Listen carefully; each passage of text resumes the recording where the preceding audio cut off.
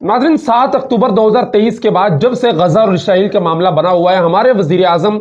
जनाब अनवारुल हक काकड़ साहब ने कई मरतबा अपने वीडियो बयानात, प्रेस कॉन्फ्रेंस और गुज़िश्ता कल वसीम बदामी के शो में इस बात का इयादा किया कि हमें दो रियासती हल की जानिब जाना चाहिए, यानी फ़लस्तीन और इसराइल दोनों को अलग अलग रियासत के तौर पर तस्लीम कर लेना चाहिए। और यहाँ पर उन्होंने हवाला देते हुए कहा कि कायदे आज़म ने जो कहा था कि इसराइल को हम कभी तस्लीम नहीं करेंगे, और टू स्टेट नेशन की उन्होंने भरपूर मुखालफत की थी, उसकी तरफ उन्होंने इशारा करते हुए कहा कि कायदे आजम का कौल तब्दील क्यों नहीं हो सकता, और इसको तब्दील करना कोई कुफर नहीं है। कायदे आजम का कौल नबी पर उतरा इल्हाम नहीं, तब्दील हो सकता है। और मजीद कहा कि दो रियासती हल का मैं नहीं, पूरी दुनिया कह रही है। यहां पे चंद बातें मैं अपने निगरान वजीर आजम अनवारुल हक काकड़ साहब से करना चाहता हूं। सबसे पहली बात तो यह है कि आप बतौर निगरान वजीर आजम पाकिस्तान जो इतनी बड़ी बात कर रहे हैं दो रियासती हल की और कायदे आजम के कौल को तब्दील करने की, वो आप किस हैसियत के अंदर कर रहे हैं? आपको अवाम ने तो मुंतखब नहीं किया, आपका मैंडेट ही नहीं है कि आप इतनी बड़ी स्टेटमेंट नेशनल मीडिया पर बैठकर दें और उसको बार बार दोहराएं। दूसरी बात यह है कि बिल्कुल कायदे आजम का कौल कोई नबी का इल्हाम नहीं है जो तब्दील नहीं हो सकता, लेकिन कायदे आजम ने यह कौल किसी उसूल की बुनियाद पर बनाया था। वो उसूल यह था कि इसराइल उम्मत मुस्लिमा के कल्ब के अंदर घुसाया हुआ खंजर है और वो फलस्तीनियों की सरजमीन उनसे छीन कर यहां पर नहीं बनाया जा सकता, इसलिए हम इसराइल को तस्लीम नहीं करेंगे। हां, कायदे आजम का कौल यह तब्दील हो सकता है अगर इसराइल अमेरिका की किसी रियासत के अंदर जो खाली जगह है वहां पे बना दिया जाए, अगर इसराइल जो यूरोप के अंदर कितने ममालिक हैं उनकी लाखों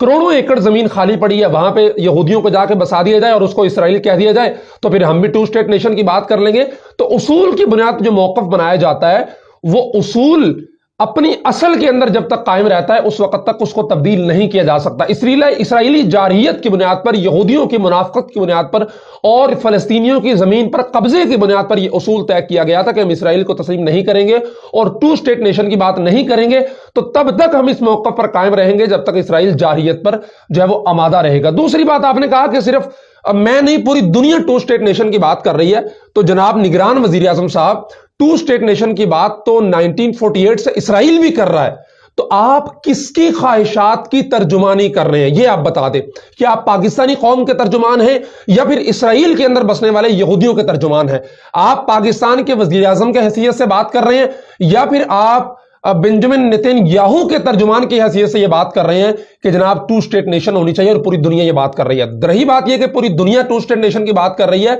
तो पूरी दुनिया पहले दिन से इसराइल को तस्लीम भी तो करती चली आ रही है। हमने तो नहीं किया 75 सालों में अब तक। सिर्फ हम नहीं, अरब ममालिक कई पिछले 1-2 साल के अंदर 5-6 ममालिक ने सरेंडर करते हुए इसराइल को तस्लीम कर लिया, लेकिन हम तस्लीम नहीं कर रहे हैं क्योंकि हम उसी उसूल पर कायम हैं जो कायदे आजम मोहम्मद अली जिन्नाह हमें देकर गए थे। और जब तक इसराइल उस जारहियत पर आमादा रहेगा, वो जुल्म सितम करता रहेगा, फलस्तीनियों से छीनी हुई जमीनें उनको वापस नहीं करेगा, तब तक हम उस उसूल पे खड़े होकर इसराइल की मुखालफत करते रहेंगे, टू स्टेट नेशन की बात नहीं करेंगे। और जो पूरी दुनिया इसराइली जो एक धमा चौकड़ी है या फिर उनका जो जाहरी रोबो दबदबा है या फिर जो उनके दुनियावी मफादात हैं उनके पीछे चल के तस्लीम करती चली जा रही है, लेकिन हम नहीं करेंगे। आखिरी बात यह है कि आप अपनी हैसियत को पहचानिए। आपकी हैसियत क्या है? आप केयर टेकर प्राइम मिनिस्टर हैं, निगरान वजीर आजम हैं, जिसका काम यह होता है कि वो 2-3 माह के लिए आता है और इलेक्शन को शफाफियत के साथ कंडक्ट करता है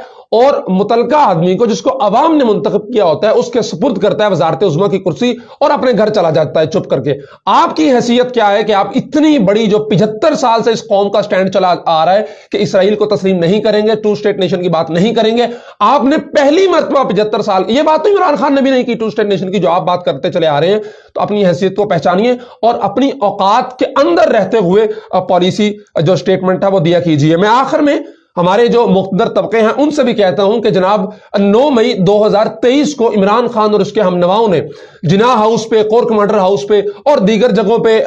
GHQ में हमला किया, तो आपने कहा कि जनाब ये हमला रियासत से बगावत है। तो मैं सवाल करता हूं कि जनाब अनवारुल हक काकड़ साहब कायदे आजम के नजरियात की धज्जियां बखेरते हुए कह रहे हैं कि जनाब कायदे आजम के नजरियात कोई इल्हामी नहीं है, तब्दील हो सकते हैं इसराइल के हवाले से। तो जिना के नजरियात पर हमला आवर होना